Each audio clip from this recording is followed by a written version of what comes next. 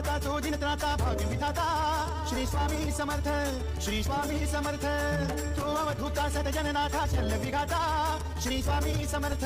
अवधूत चिंतन श्री गुरुदेव दत्त सर्वांना श्री स्वामी समर्थ स्वामींचा आशीर्वाद आहे। आपल्या नवीन चॅनलमध्ये मी धनश्री तुमचं सर्वांचं खूप खूप मनापासून स्वागत करते।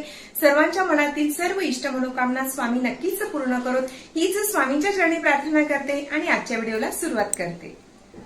तर आज आहे गुरुवार आणि गुरुवारी आपल्याला काय काय करायचं आहे याविषयी आपण सविस्तर माहिती घेणार आहोत।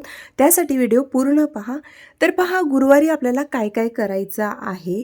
तर सर्वात अगोदर की गुरूंना आपल्याला नमस्कार करायचा आहे। जर तुमचे कोणी गुरु असतील तर त्यांना जरूर नमस्कार करा। जर ते लांब असतील तर त्यांना लांबूनच तुम्ही नमस्कार करा, मनोमन तुम्ही नमस्कार करा। त्यानंतर की आपले माता पिता हे आपले सर्वात पहिले गुरु असतात, तर माता पितांची सेवा जरूर करा। जर तुम्ही मुलगा असतील किंवा मुलगी असतील तर मुलगा मुलगी होण्याची जी आपली कर्तव्य आहेत तर ती अगदी व्यवस्थितपणे पार पाडायची आणि माता पित्यांची सेवा मनापासून करायची। त्यानंतर महत्त्वाचं म्हणजे की आपल्याला या दिवशी ओम नमो भगवते वासुदेवाय या मंत्राचा जास्तीत जास्त जप करायचा आहे। त्याचबरोबर विष्णू सहस्रनाम स्तोत्र आहे ते पठण करायचं आहे। आणि जर हे पण जर शक्य नसेल विष्णू सहस्रनाम स्तोत्र वगैरे असं एका जागी बसून तुम्हाला शक्य नसेल तर तुम्ही दिवसभर नारायण नारायण नारायण असंही बोललात तरीही चालू शकतं।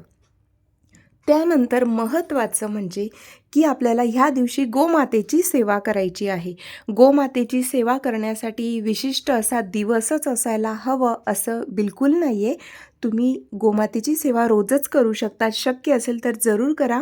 आणि जर नसेल शक्य, तुम्ही शहरात राहत असतील तिथे गोमाता जास्त त्या तुम्ही राहतात त्या भागात जास्त दिसत नसतील किंवा काय, तर कमीत कमी मग गुरुवारी तरी ज्या ठिकाणी गोमाता वगैरे असतील, गोशाळा असेल किंवा अशा ठिकाणी गोमाता तुम्हाला कधीतरी दिसल्या असेल की त्या ठिकाणी त्या नेहमीच असतात, तर अशा ठिकाणी जाऊन देखील तुम्ही गोमातेची सेवा करू शकतात। गोमातेला त्या दिवशी चारा वगैरे अशा पद्धतीने खाऊ घालू शकतात किंवा जी हरभऱ्याची डाळ असते, चणा डाळ आपण तिला बोलतो, तर चणा डाळ गूळ असं अशा पद्धतीनेही ते एकत्र करून तुम्ही खाऊ घालू शकतात। आणि गोमातेची परिक्रमा जरूर करावी, कारण गोमातेची परिक्रमा करणं हे खूप महत्त्वाचं आणि अनंत पुण्याची प्राप्ती करून देणारं असं हे कर्म आहे। म्हणून गोमातेची सेवा आणि गोमातेची परिक्रमा जरूर करा। त्याचबरोबर तुम्ही राहतात तिथे जर कुठे केळीचं झाड असेल किंवा तुम्ही ते कुंडीत वगैरे लावलेलं असेल तरीही चालू शकतं, तर केळीच्या झाडाची पूजा करायची आहे। त्याचबरोबर ह्या दिवशी म्हणजेच प्रत्येक गुरुवारी केळीचं दान जरूर करा। पौर्णिमा असेल, एकादशी असेल, त्या दिवशी देखील तुम्ही केळीचं दान करू शकतात। तर पहा केळीच्या झाडाची पूजा आणि केळीचं दान करायचं आहे। त्यानंतर महत्त्वाचं म्हणजे की ब्राह्मण असतील कुठे तर ब्राह्मण देवतेची पूजा करायची आहे। आणि ह्या दिवशी म्हणजेच गुरुवारी ब्राह्मण देवतेची पूजा करून ब्राह्मण देवतेला हळदीचा तिलक जरूर लावा। त्यानंतर की गुरुवार आहे म्हणजेच श्री स्वामी समर्थ महाराजांचं जे स्वामी चरित्र आहे ते पठण करा। गुरुचरित्राचा 14वा अध्याय पठण करा। त्याचबरोबर वेळ असेल तर संक्षिप्त गुरुचरित्र किंवा सप्तशती गुरुचरित्र आहे ते देखील तुम्ही गुरुवारी पठण करू शकतात। तर यामुळे आपलं गुरुबळ हे स्ट्रॉंग होत असतं आणि गुरुचं आपल्याला पाठबळ मिळत असतं। आपल्याला घरात सुख शांती संपत्ती समृद्धी आणि भरभराट हवी असेल तर ह्या सेवा जरूर करा। त्याचबरोबर कुठल्याही प्रकारचं संकट असेल किंवा अजून कुठली तुमची इच्छा असेल, नोकरी असेल किंवा मूलबाळ होण्यात अडथळे येत असतील किंवा कुठलंही असेल तरी तुम्ही ही सेवा करू शकतात। जे मुलं मुली त्यांचा विवाह जमण्यास अडथळे येत असतील त्यांनी देखील ही सेवा जरूर करा। त्यानंतर की दत्तबावन्नीचं देखील तुम्ही अनुष्ठान करू शकतात। गुरुवारी म्हणजे गुरुवारपासून तुम्ही दत्तबावन्नीचं अनुष्ठान करू शकतात। दत्तबावन्नीचं अनुष्ठान कसं करावं याविषयीचा सविस्तर माहितीचा व्हिडिओ आपल्या चॅनलवर आहे, तो एकदा जरूर पहा। आणि जर समजा अनुष्ठान करणं शक्य नसेल आता दत्तबावन्नीचं अनुष्ठान म्हणजे प्रत्येक म्हणजे 52 गुरुवारी आपल्याला 52 वेळा दत्तबावन्नी पठण करायची असते। म्हणजे प्रत्येक गुरुवारी 52 वेळा दत्तबावणी पठण करायची असते.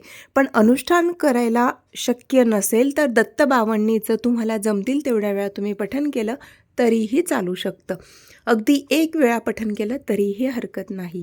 त्यानंतर श्री दत्त महाराज किंवा स्वामी समर्थांचं किंवा श्री लक्ष्मीनारायणचं मंदिर असेल तर त्या ठिकाणी दर्शनाला जरूर जा. आणि सर्वात महत्त्वाचं की गुरुवारी तुम्हाला पक्ष्यांना खाऊ घालायचं आहे, पक्ष्यांसाठी दाणे टाकायचे आहेत. त्यानंतर मुंग्यांसाठी देखील तुम्ही त्या ठिकाणी साखर वगैरे पीठ साखर एकत्र केलेलं जे असतं तेही तुम्ही टाकू शकता. तुम्ही राहतात तिथे कुठे तलाव असेल किंवा नदी वगैरे असं काही असेल किंवा अजून काही असेल की त्या ठिकाणी मासे असतात, तर अशा ठिकाणी देखील तुम्ही माशांना खायला जरूर घाला. म्हणजे पक्ष्यांना, मुंग्यांना, मास्यांना अशा जे काही आहेत तर त्यांना आपल्या परीने शक्य होईल तेवढं अन्नदानाची सेवा देखील जरूर करा.